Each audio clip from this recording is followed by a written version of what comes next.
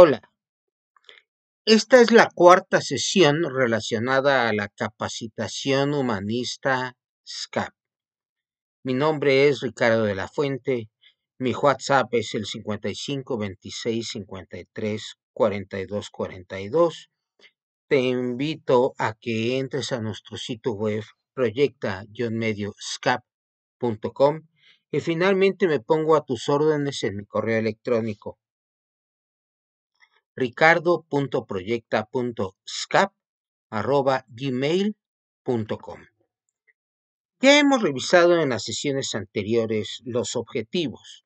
Ahora vamos a hacer énfasis en básicamente la planeación de la capacitación y además el manejo de los diferentes tipos de dinámica, ejercicios y exposición teórica que un programa exitoso requiere. Hemos repetido varias veces ya en qué consiste nuestra capacitación humanista, que es un ciclo interactivo de sensibilización, cognición, asimilación y práctica que se reinicia N veces a lo largo del taller. En línea con esta situación de iniciar la sesión con la sensibilización, ahora te voy a presentar un aspecto que, aunque es muy conocido, no siempre se comprende de la mejor manera: los temperamentos. Te invito a que revises esta tabla de los 4 temperamentos, que son básicamente sanguíneo, colérico, flemático y melancólico. Cada uno de estos tiene ciertas fortalezas y debilidades. Digo de alguna manera como analogía, que el temperamento colérico contiene sangre en las venas, esto es, las personas que lo poseen son realmente muy reactivos. El temperamento flemático es lo opuesto, contiene hielo en las venas. El melancólico, que tiene una capacidad de sentir a través de toda la sensorialidad, básicamente puede tener lágrimas en las venas, puesto que es el temperamento más propenso a deprimirse, aunque también es el que más disfruta el abanico sensorial. Y el sanguíneo es el único que tiene sangre, toda vez que es muy expresivo, dicharachero, o sea que siempre tiene una actividad. ¿Cuál es tu temperamento?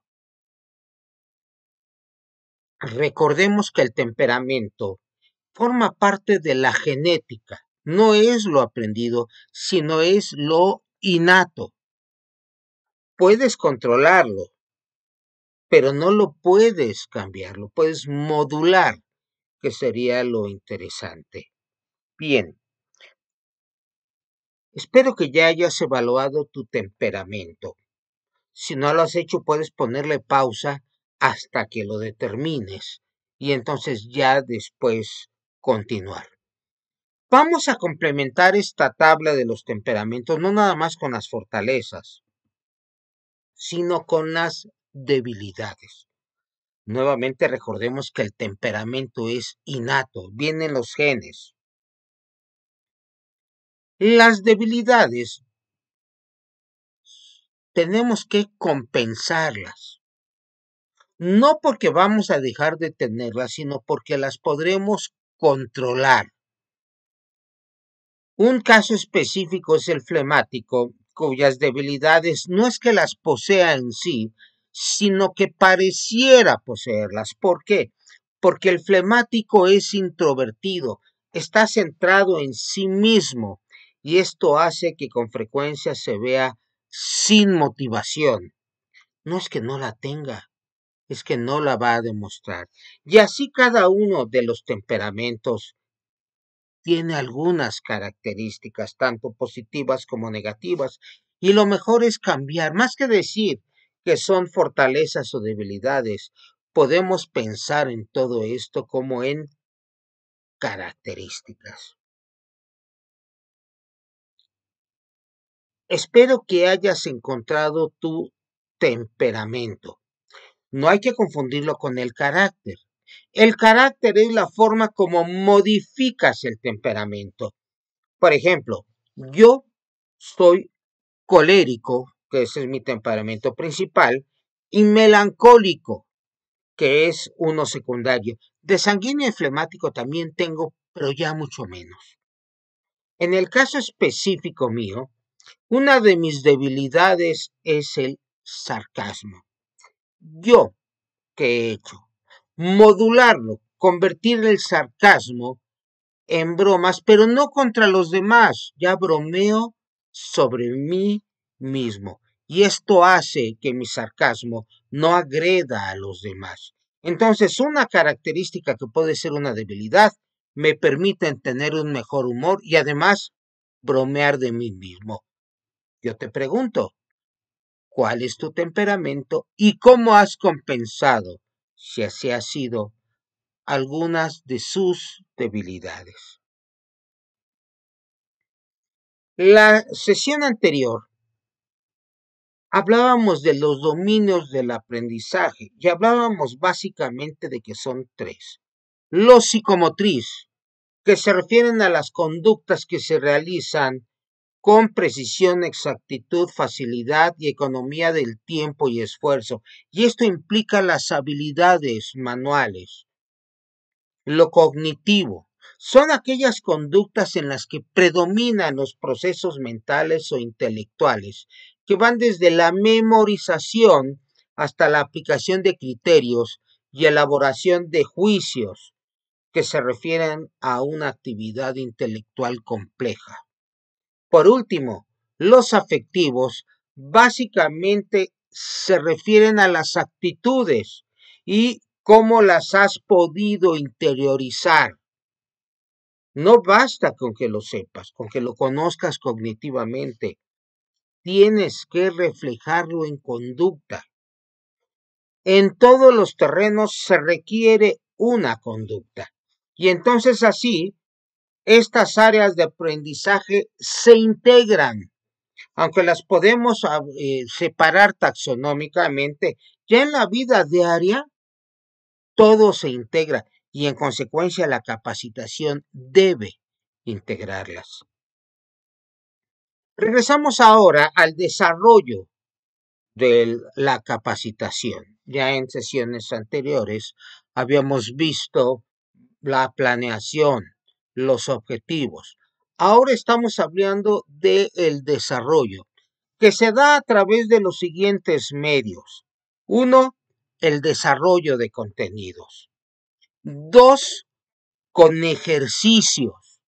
Y finalmente, tres, con dinámicas. En cada uno de estos hay diferentes elementos. El desarrollo de contenidos se da con técnica expositiva, con diálogo, discusión y con la técnica demostrativa. En los ejercicios se manejan role plays, las prácticas en el cual los participantes ejecutan las acciones y también con prácticas reforzadoras.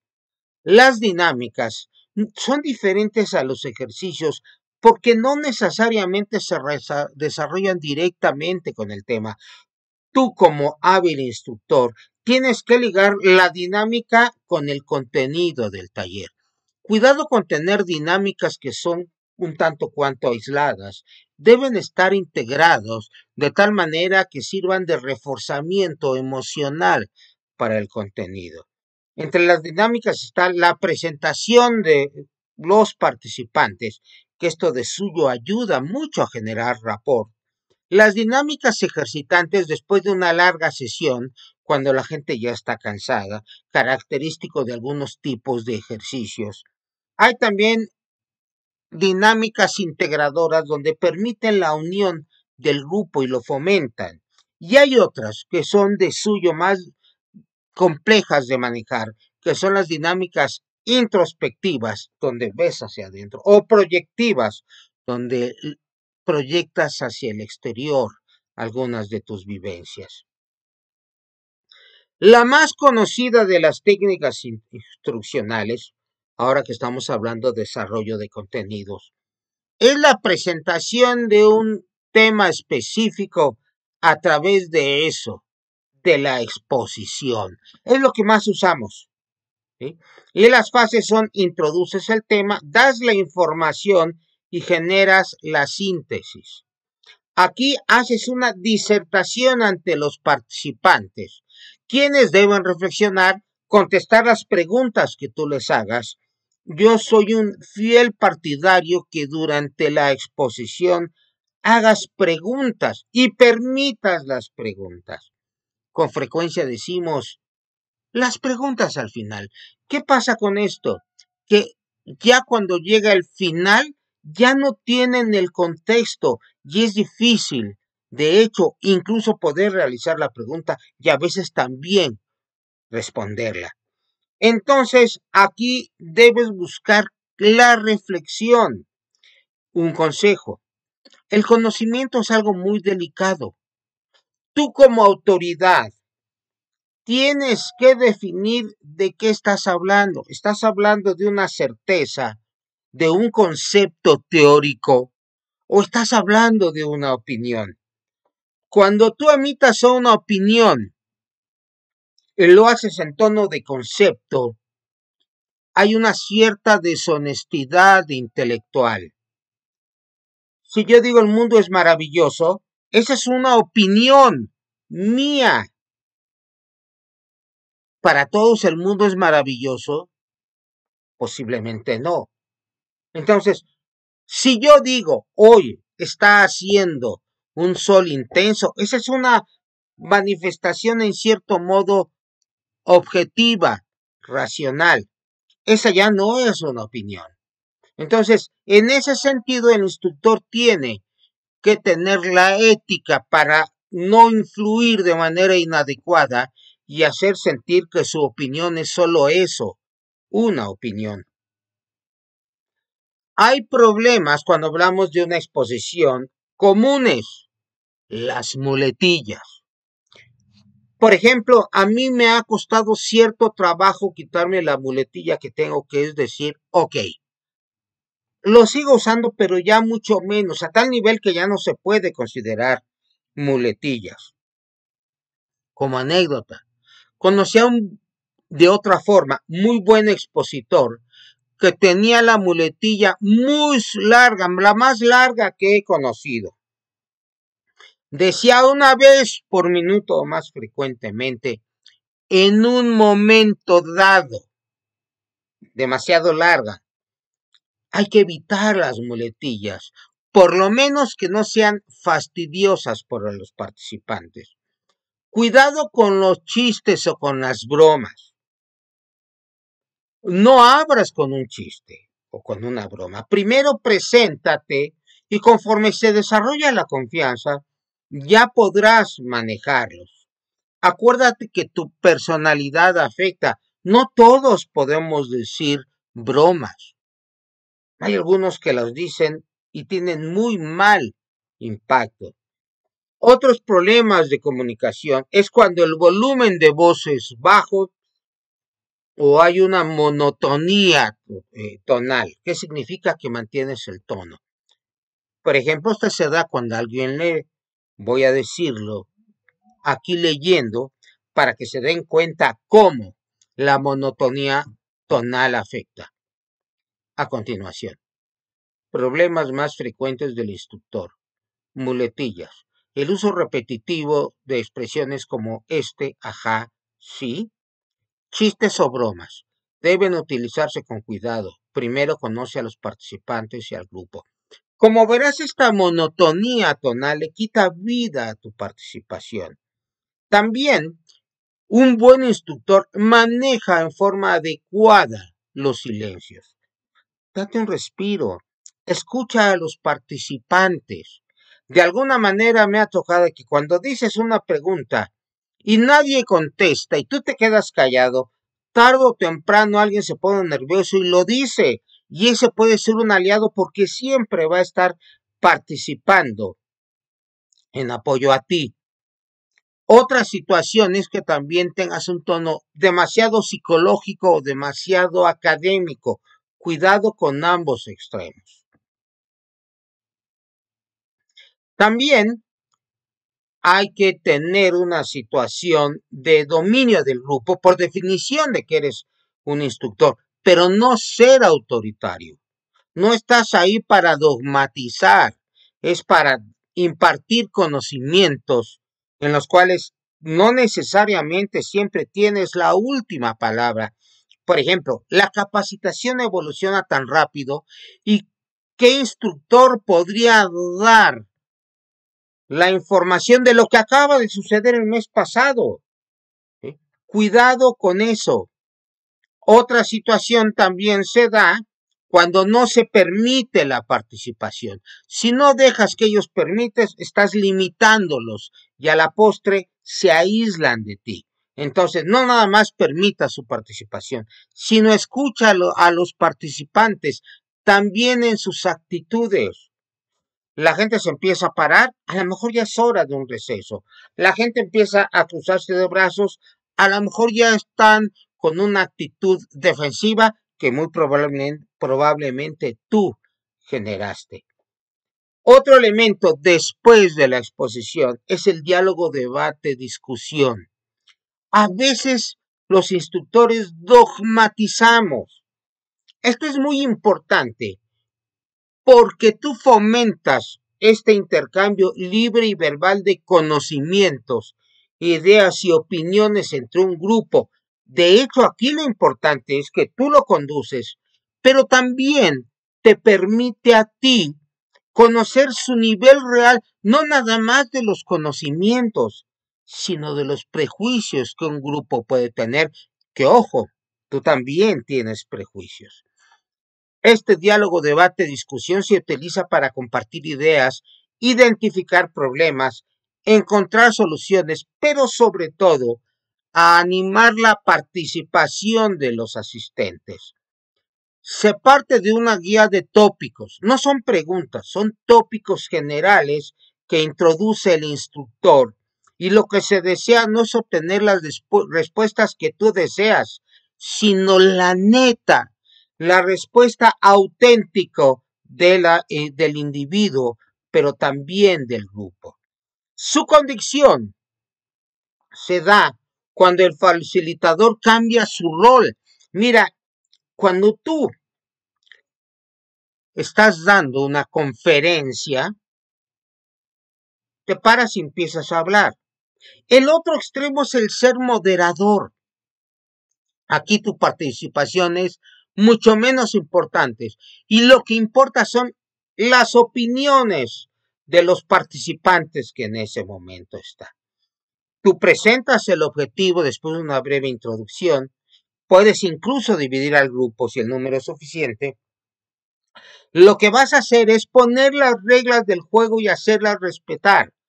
E inicias con el primer tópico.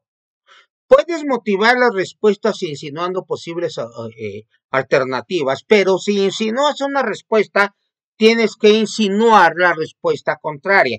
Déjame darte un ejemplo. Si tú estás hablando, por ejemplo, de las medicinas, su precio, bueno, tú puedes orientar a decir que los medicamentos más recientes son muy caros, ¿sí? O puedes hablar de los genéricos, que son muy baratos. Si vas tú en esos dos tópicos, ellos van a empezar a hablar de cualquiera de los dos aspectos. Y entonces tú ya abriste, pero sin ser totalmente parcial, puesto que insinuaste una respuesta, pero también insinuaste la respuesta contraria. ¿Sí? Entonces, no ejerzas presión. De hecho, los participantes del grupo son los que se presionan entre ellos. Lo que tú vas a hacer es convertirte en un amanuense o en el escribano, como decimos, y te vas a encargar de anotar las conclusiones más importantes y hacer un resumen para que se llegue a eso, a conclusiones. Otra técnica instruccional es la demostrativa.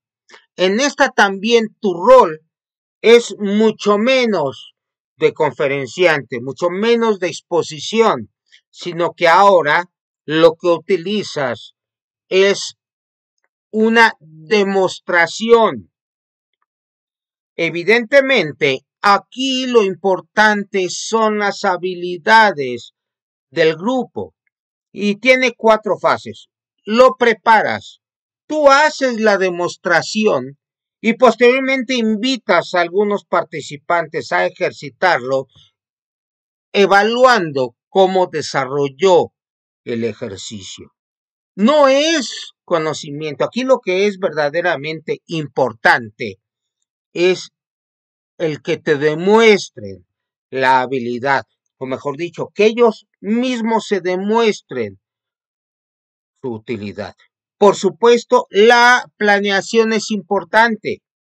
Hay que preparar el equipo, las hojas de procedimientos, dar confianza a los participantes, preguntar incluso los conocimientos, regresamos a lo teórico del tema, pero aquí recordemos que es la habilidad lo que se tiene que hacer, puesto que tú explicas la tarea y lo demuestras simultáneamente a un ritmo normal. Explicas con la ayuda de una hoja que guía paso a paso, descomponiendo el trabajo y repites la demostración. Entonces, todo esto requiere una amplia preparación. Después, obviamente, solicitas al participante que explique la operación fase a fase y ya pides que realicen la demostración. Fíjate, primero solicitas que alguien explique la operación fase a fase. En particular, lo que ayuda también a que integres lo cognitivo con las habilidades. Yo acostumbro, no siempre, cuando el ejercicio lo permite, que alguien haga el ejercicio mientras otra persona también del grupo va explicando los pasos y además permite una adecuada evaluación. Aquí realmente te demuestran la competencia laboral en el ejercicio que están desarrollando. Uno más intenso son los juegos de roles o roleplay. En ellos los participantes simulan una situación de la vida real que implica la interacción entre seres humanos. En estos roleplays, lo que tú vas a hacer es, de alguna forma, explicar los objetivos y desarrollar los roles. ¿Quién va a desarrollar qué rol? Que incluso pueden ser giratorios. Los participantes preparan los papeles, sus roles, los desarrollan y ya después de la escenificación, revisan las experiencias personales, se establecen las conclusiones. Obviamente, al momento de lo que hacen en forma práctica, tiene algo más que ver con la vida real, pero no deja de ser una situación de laboratorio. Hay algunas habilidades especiales como técnica de ventas, dispensación de productos en un autoservicio, el trabajo de una recepcionista, que se prestan al juego de roles. En ese sentido, el roleplay está entre la dinámica y el ejercicio. Hay también otro grupo de técnicas grupales que son de integración. Esto fomenta la interacción. Esto es sobre todo muy útil, este tipo de ejercicio, cuando trabajas para una organización cuyos participantes con este tipo de técnicas desarrollan una mejor relación. ¿Sí? Hay algunas técnicas que pueden incluir algunos aspectos de reforzamiento. No nada más es de que se integren, sino que pueden llevar a un cierto tipo de reforzamiento. El objetivo de las dinámicas es producir una buena dinámica de grupo, así como otros objetivos relacionados como desarrollar el debate y la reflexión. Algo importante en la capacitación es que tú no te diriges a un solo individuo. Aun cuando son grupos de diferentes organizaciones, la interacción entre ellos resulta fundamental, más si son de la misma organización. Ahí tu labor no implica que des una teoría a las personas como individuos, sino que tú vas a buscar que el conocimiento se haga grupal, porque además con las dinámicas puedes apoyar a la solución de problemas existentes, reforzar los conocimientos, favorecer la introspección, estimulación en la práctica de lo que tienen que revisar en la teoría, además de energizar al grupo después de una comida, una exposición prolongada, o incluso cuando tú veas que está bajando el nivel de actividad. El aprendizaje no solo es un proceso racional, la vivencia, lo emotivo son algo vital. Se ha establecido que los mamíferos, de los cuales los seres humanos no somos los menos mamíferos, aprendemos a través del juego como herramienta principal. Entonces, equilibra, ¿qué das? ¿Información o estás formando a las personas?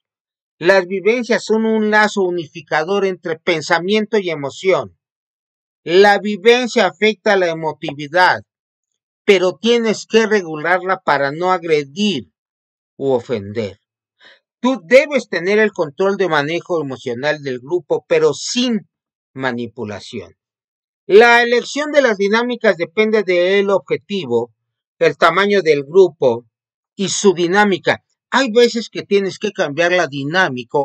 ¿Por qué? Porque ves que el grupo no tiene la posibilidad de desarrollar una dinámica en la cual podría haber confrontación. Obviamente también tienes que saber en qué etapa de la instrucción estás, con qué, de esta forma lo ligas con el objetivo. Tienes que situarte entre la actividad anterior y la actividad posterior a la dinámica y además comprender el perfil individual de los participantes. Por ejemplo, cuando yo trabajo para una organización en especial y hay más de 2 niveles jerárquicos, yo ya no me meto a dinámicas profundas. ¿Por qué? Porque la presencia de una autoridad mayor siempre inhibe al grupo. Entonces se pierde mucho de la espontaneidad o incluso puede haber problemas con la autoridad. Entonces tienes que también cuidar que la autoridad no se exponga a alguna situación de conflicto. Entonces, preferentemente esto se aplica cuando hay un mismo nivel jerárquico, cuando mucho 2, y nunca si hay más de 2 niveles jerárquicos. Hay de integración, presentación, rompehielos, energizantes, controladoras o liberadoras. Hay veces, por ejemplo, que el grupo, cuando hablas de emociones, el grupo se puede prender. Entonces hay una serie de dinámicas controladoras que permiten que se baje de alguna manera ese sistema nervioso simpático que nos acelera. Y en ese control puedes relajarlos. Podríamos decir que situaciones como mindfulness pueden ayudarte a esto. Entonces, en las reforzadoras puedes tener revisión lúdica de conceptos. Ejemplo, jugar un tipo de tarjetas en las cuales aquí pones un concepto del lado derecho y del lado izquierdo pones la descripción del concepto. Y entonces tienen que unir las tarjetas del lado derecho con las del lado izquierdo. Las dinámicas profundas deben ser manejadas por un experto, básicamente psicólogos, porque esto puede desbordar al grupo, lo puede abrir, pero cuidado, si tú no puedes cerrarlo. Entonces, no las recomiendo. Por eso no me voy a meter mucho a este tipo de dinámicas, que sin embargo, si tú tienes esa habilidad, pues ya tienes mi correo electrónico, ricardo.proyecta.scap@gmail.com, y por supuesto podemos hablar de ese tema. Entonces, las dinámicas tienen un gran valor. Regresando un poquito a los últimos temas de andragogía, ¿sí? Esta rama de la pedagogía nos dice que el aprendizaje se facilita cuando la persona que está siendo capacitada participa activamente en el proceso de aprendizaje y puede orientar su naturaleza y dirección. No siempre puedes permitir esto, pero si te tomas la costumbre, por ejemplo, de al inicio de la sesión, conocer sus objetivos particulares y eventualmente, si cabe y se relacionan con el tema, incluirlos, por lo menos como algún comentario, puede ser muy útil. A mí, por ejemplo, cuando me mencionan un tema que les importa y que no lo voy a desarrollar más a fondo después y no tengo tiempo, en ese momento, si tengo el conocimiento, uno no está obligado a tener todo ese conocimiento. Entonces, lo explico y digo, por motivos de tiempo no lo podemos revisar. Hay veces que si son de varias sesiones, en la siguiente sesión les presento parte del tema. ¿Sí? Entonces, acuérdate que el aprendizaje se basa cuando confronta los problemas laborales, prácticos, sociales o personales para encontrar su solución. Hay que fomentar la autoevaluación que permita al participante evaluar qué tanto está avanzando. El aprendizaje se facilita cuando la materia es de personal interés y además la amenaza a la persona es baja. No seas un instructor amenazante. El aprendizaje autoiniciado es el que dura más y se incorpora al bagaje de conocimientos más fuertemente. Ahora, ¿qué actitudes son requeridas? El primero de ellos es la amabilidad, cuyo significado es digno de ser amado. Sea afable, ¿sí? Manéjate con un afecto positivo, sin ironía. Se evalúa con los rasgos externos, tu rostro, tus movimientos corporales, tu volumen y tu tono de voz. Otro, la tolerancia. Yo digo que el respeto es la convivencia armónica de las diferencias. Eso también es la tolerancia. Convivir armónicamente con otros puntos de vista. ¿Sí? Obviamente, tú debes desarrollar para que haya un ambiente positivo, aun cuando haya opiniones distintas. Y además, se puede permitir la discusión dentro de los cauces civilizatorios que debemos tener para empezar nosotros como instructores. Responsabilidad, una actitud vital, no en capacitación, en la vida. Esto implica responder ante los demás por tus actos propios. Entonces, es un ejemplo de cómo el instructor se puede convertir en una fase muy importante al demostrar todo esto. Y por último, el orden. Esto se va a reflejar cómo has integrado la información del programa y lo has llevado de lo general a lo particular y de lo sencillo a lo complejo. Dado el carácter iterativo de SCAP, es un poco más difícil porque empiezas con sensibilización, cognición, asimilación y práctica y luego vuelves a hacerlo. Entonces el orden es clave. Curiosamente en SCAP el orden no se nota tanto. Sin embargo, un buen observador podría darse cuenta de la estrategia que se siga. El instructor no debe agredir o burlarse o ser sarcástico, ¿sí? Cuidado con la exhibición de los participantes o las dinámicas que lo hacen. Hay un tipo de dinámicas que se denominan de pecera, en el cual se presentan algunas actividades y todo el mundo puede criticar.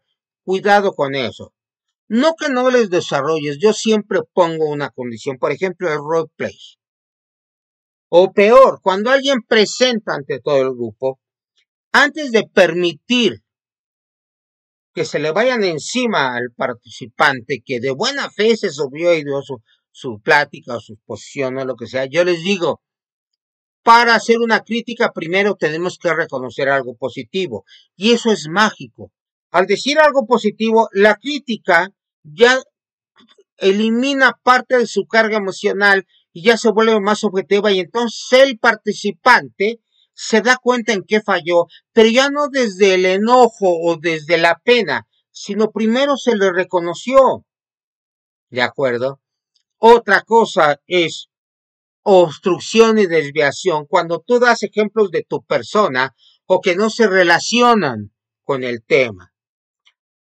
Puedes dar ejemplos de tu persona, yo mismo lo hago con frecuencia, pero tienen que ver con el tema y tampoco estoy presumiendo lo bueno o malo que soy. Bueno, lo malo nunca se presume. Pero finalmente estás aquí para facilitar que la gente conozca y se capacite.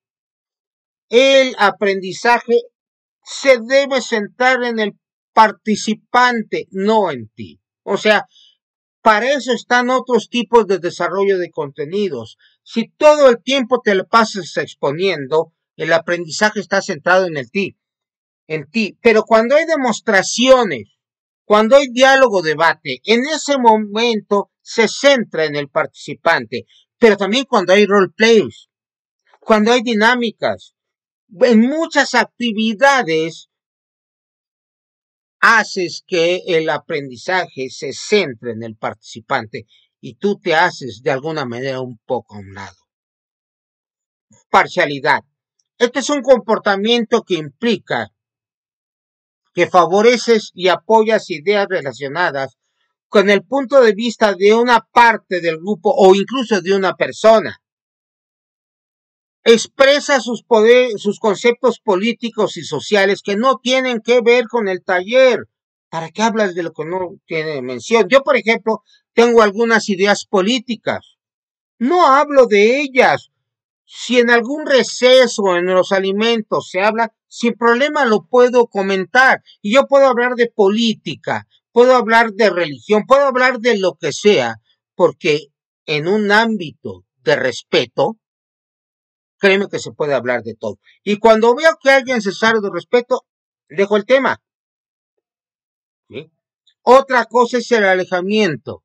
Si te pones en tu torre de marfil, dejas de involucrarte emocionalmente con el grupo o con el curso, que la gente sienta tu pasión. Si estás ahí enseñando, que sientan tu pasión por enseñar, sí, pero también por el tema e incluso por los participantes.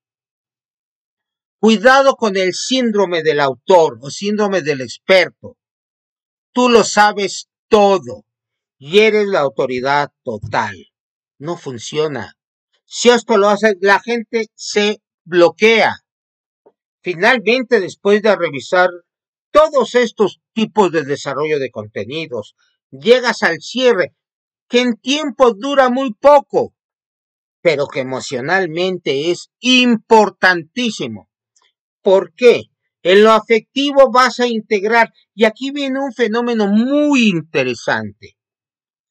Cuando inicias el cierre, vas a iniciar el alejarte del grupo. Y ya la integración ya no es contigo. Si trabajas para una organización, simplemente devuelves al grupo a la organización. Entonces, es el momento de que establezcan compromisos, pero ya no contigo. Tú sí puedes, debes de hecho, establecer los compromisos con el equipo que estás dejando. Pero ellos, sus compromisos ya no son contigo, son con ellos mismos, son con su empresa, son con su futuro. Si estás en una empresa que lo vayas redondeando hacia la visión de la empresa y hacia la formación del equipo de trabajo. En lo formal, tienes que mencionar los conocimientos, habilidades, procedimientos, los objetivos, en su caso el plan de acción y cómo influye esto en su cultura organizacional. Concluye sobre los logros alcanzados, preguntando sobre cómo van a aplicar los temas.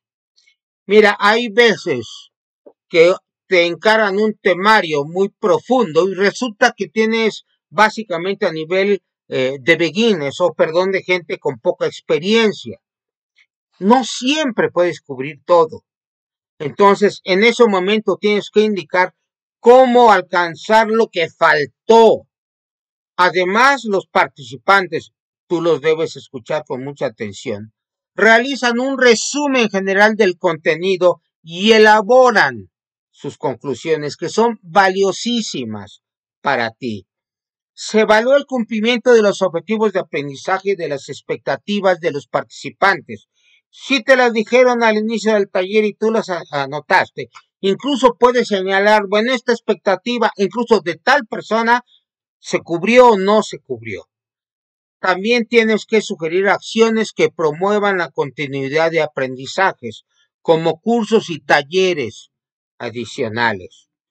Yo me atrevo a recomendarle a nuestros amables oyentes, si no tienen la certificación de conocer en la impartición de cursos de forma presencial, por favor, certifíquense. Es importante. Te permite consolidarte como instructor. Dicho sea de paso, en Proyecta también tenemos esta actividad de certificación de instructores. En el cierre se formulan y documentan sus compromisos individuales. En la capacitación interna se deben señalar los cursos que son obligatorios y los que son discrecionales. Esto es muy común que suceda. Además del resumen que realizan los participantes, se debe realizar una síntesis del taller. Puede ser tú o incluso guiar a los demás. Entonces, la evaluación del aprendizaje se da en todas las fases del taller, pero es una acción comparativa entre su capacidad laboral inicial y la capacidad laboral posterior a la capacitación. Iniciamos las evaluaciones con la diagnóstica. Mira, a veces la puedes hacer escrita, sin embargo, lo importante es que los observes. La observación te sirve más. ¿Ok? La evaluación sobre conocimientos también se aplica al final. La evaluación intermedia se realiza durante la fase de desarrollo y puede ser de conocimientos, de desempeño, de productos, ya veremos lo de productos que es muy interesante, y de actitudes. ¿Sí? Esto te va a indicar la evolución del grupo y los cambios en conocimientos, habilidades y actitudes. La evaluación formativa o intermedia se realiza durante el desarrollo del proceso de enseñanza-aprendizaje. Es una acción sistemática y continua de recolección de información que se revisa y aplica durante el proceso. Permite reorientar tu estrategia de enseñanza y obviamente a los participantes de cómo van a aprender y las actitudes tanto del participante como del instructor para mejorar los resultados del aprendizaje. La sumaria o final, y esto también se relaciona mucho con las evaluaciones finales que se requieren, por ejemplo, en la Secretaría del Trabajo y Previsión Social, donde te piden una evaluación escrita, que en consecuencia debe ser de tipo cognitivo. ¿Sí? Los instrumentos de evaluación más empleados son la lista de cotejo, también le conocemos como checklist, la guía de observación, los cuestionarios escritos y la entrevista. Todo instrumento de evaluación es formado por reactivos. La guía de observación evalúa el desempeño y actitudes del participante. Aquí es importante porque en todo esto, su nombre es guía de observación. Esta misma guía te orienta a lo que vas a observar de acuerdo a los reactivos.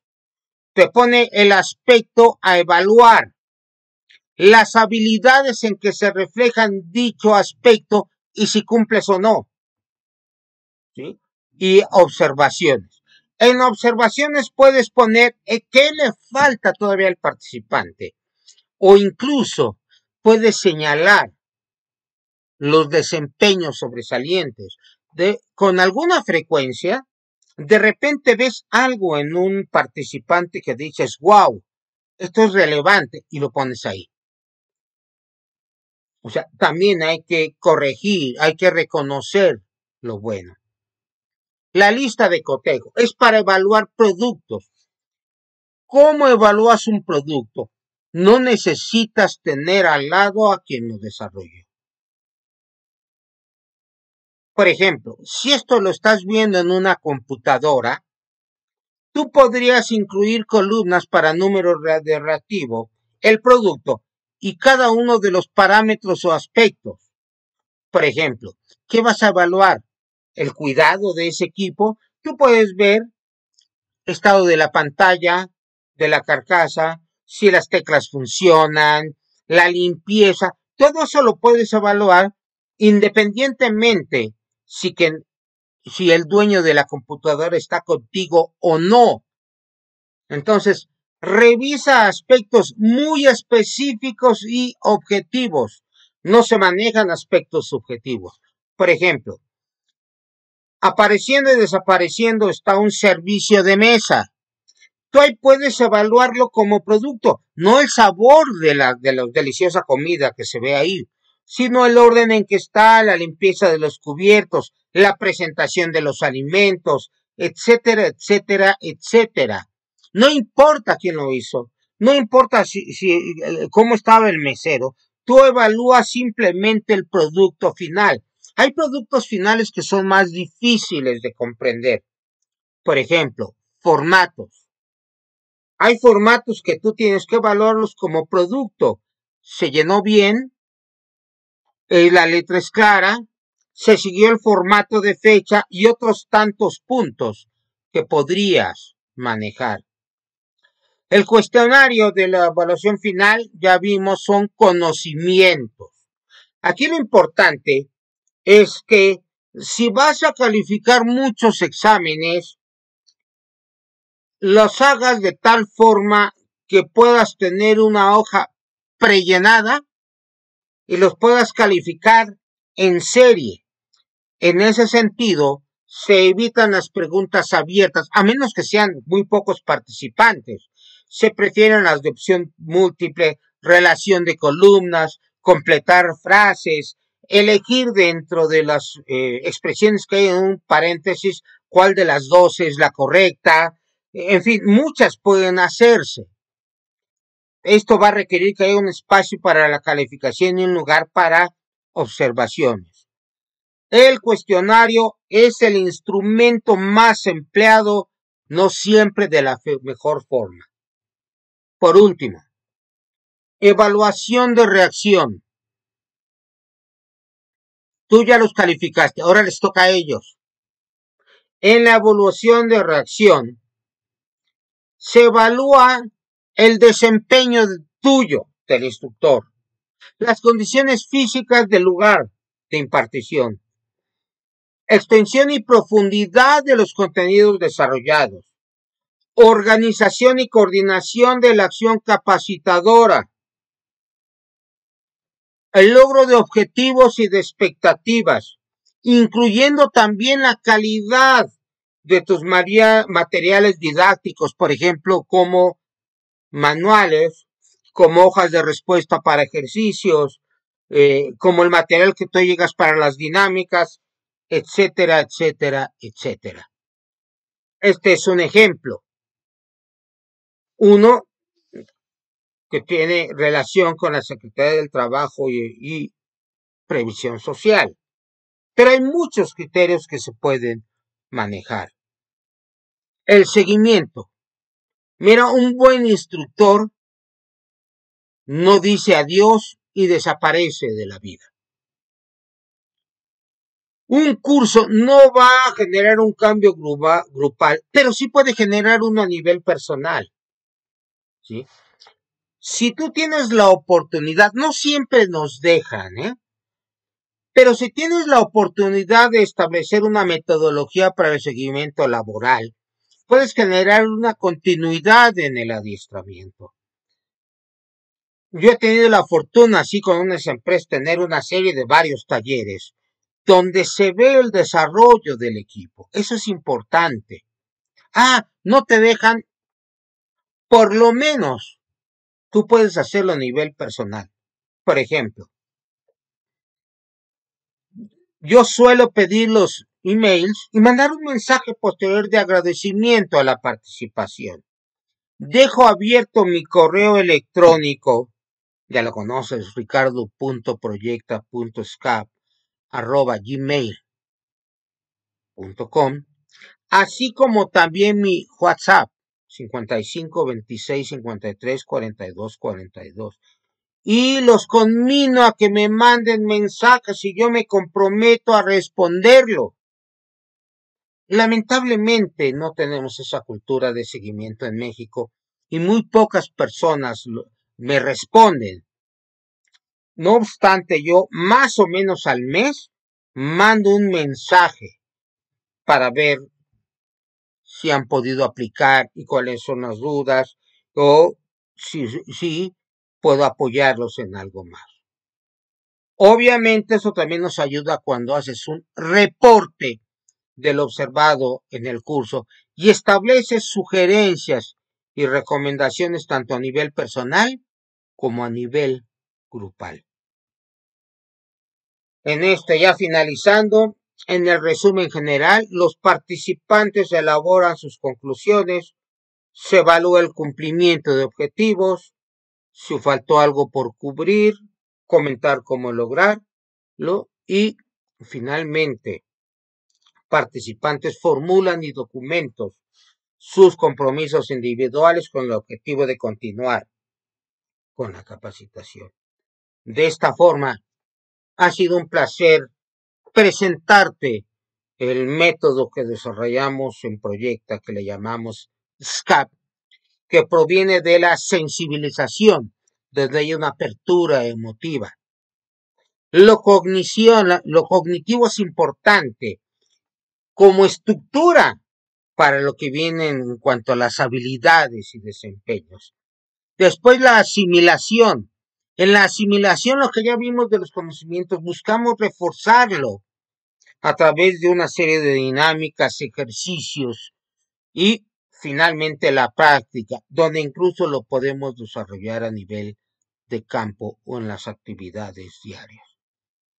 La capacitación es un proceso más complejo del que nos permitimos revisar. Por una razón, ya lo hacemos y ya lo hacemos en forma automática. Síguelo haciendo en forma automática, pero te invito a que revises de qué manera lo que hemos visto en estas 4 sesiones te pueden ayudar para que lo incorpores a tus estrategias de capacitación. Como siempre, deseo que continúes con tu exitosa labor como instructor y yo quedo a tus órdenes.